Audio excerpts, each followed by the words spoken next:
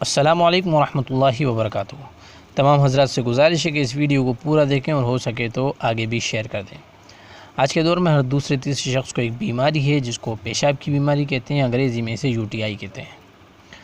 کچھ لوگوں کو تو ایسی خطرناک بیماری ہے کہ اٹھتے بیٹھتے ان کے پیشاب کے قطرات نکلتے رہتے ہیں، اور کچھ لوگوں کا یہ حال ہے کہ جب وہ ٹوائلٹ سے فارغ ہوتے ہیں تو 10-15 منٹ بعد ان کو محسوس ہوتا ہے کہ ان کے پیشاب کے قطرات نکل گئے ہیں۔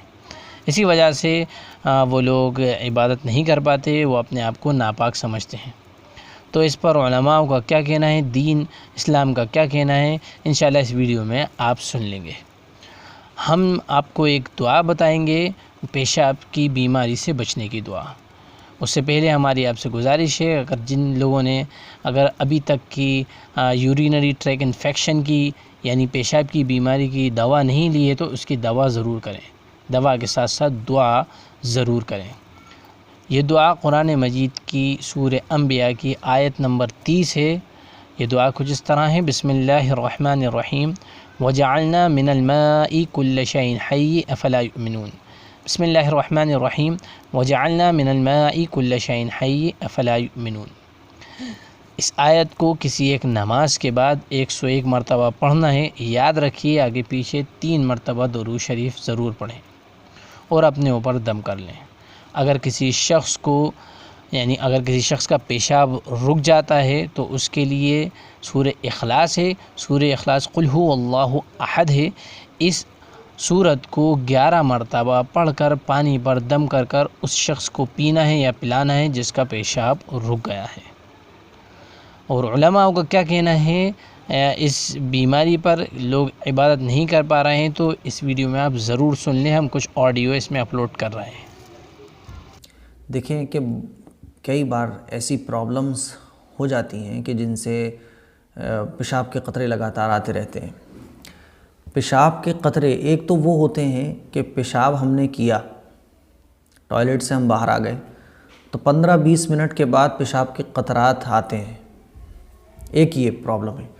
اور ایک ایسے قطرے آتے ہیں کہ لگاتار پیشاب کے قطرے ٹپکتے ہی رہتے ہیں، کوئی بھی وقت خالی نہیں جاتا ہے۔ ان دونوں حالتوں کا الگ الگ مسئلہ ہے۔ جن بھائیوں کو پیشاب کے قطرے استنجے یا ٹوائلٹ سے باہر نکلنے کے کافی دیر بعد آتے ہیں، یعنی انہوں نے پیشاب کیا، پیشاب کرنے کے 15 منٹ بعد 20 منٹ بعد پیشاب کے 1-2 قطرے آتے ہیں، تو ایسے لوگوں کے لیے جن کو پیشاب کے قطرے ٹوائلٹ سے فارغ ہونے کے بعد، پیشاب وغیرہ سے فارغ ہونے کے بعد 15-20 منٹ کے بعد 1-2 قطرے آتے ہیں بس، جب بھی وہ استنجے میں جاتے ہیں، استنجے سے فارغ ہوتے ہیں تو استنجے سے فارغ ہونے کے 15-20 منٹ بعد پیشاب کے قطرات آتے ہیں۔ تو ایسے بھائیوں کے لیے یہ ہے کہ اگر نماز کے دوران یا وضو کرنے کے بعد پیشاب کے قطرے آئے ہیں تو ان کا وضو ٹوٹ جائے گا، اور نماز پڑھنے کے دوران اگر پیشاب کے قطرے نکل گئے تو نماز ختم ہو جائے گی اور وضو بھی ٹوٹ جائے گا، وہ دوبارہ وضو کریں گے، نماز دوبارہ پڑھیں گے۔ لیکن نہانے کی ضرورت نہیں ہے۔ پیشاب کے قطرے اگر استنجے کے بعد آ گئے اور ہم نے وضو بھی کر لیا، نماز کے دوران آ گئے، تو یہ ہے کہ کپڑے پر جس حصے پر پیشاب کے قطرے لگ گئے ہوں اتنے حصے کو دھو لیا جائے۔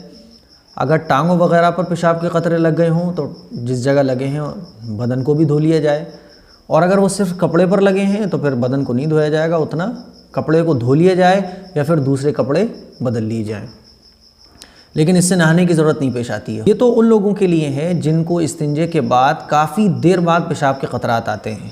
ان سے جن بھائیوں کو پیشاب کے قطرات لگاتار آتے رہتے ہیں، بندی نہیں ہوتے ہیں، تو ان کے لیے حکم یہ ہے کہ وہ نماز کے وقت میں وضو کریں گے اور ایک وضو سے ایک وقت کی پوری نمازیں پڑھیں گے۔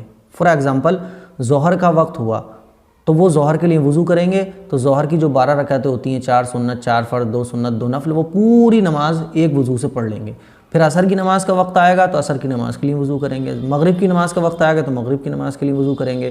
یہی حکم ان عورتوں کے لیے ہے جن کو سفید پانی آنے کی بیماری ہے، اور یہی حکم ان بھائیوں کے لیے اور بہنوں کے لیے بھی جن کو لگاتار ناک سے خون آتا رہتا ہے، نکسیر وغیرہ پھوٹ جاتی ہے۔ تو ایسے لوگوں کے لیے جن کو لگاتار کوئی ایسی پرابلم ہو جس سے وضو ٹوٹتا ہو، تو ان کے لیے حکم یہ ہے کہ وہ ایک نماز کے لیے ایک وضو کریں گے اور اس پوری نماز کو اس وضو سے پڑھ لیں گے بس۔ اگر پیشاب کے قطروں کی بیماری ہے تو ایک ہی دفعہ آپ استنجا کریں، وضو کریں۔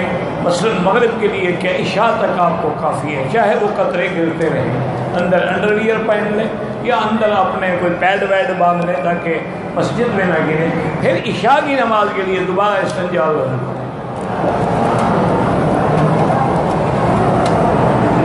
تمہارے بس میں ہی نہیں ہے، وہ مرد ہی نہیں ہوتے، کیا کرو؟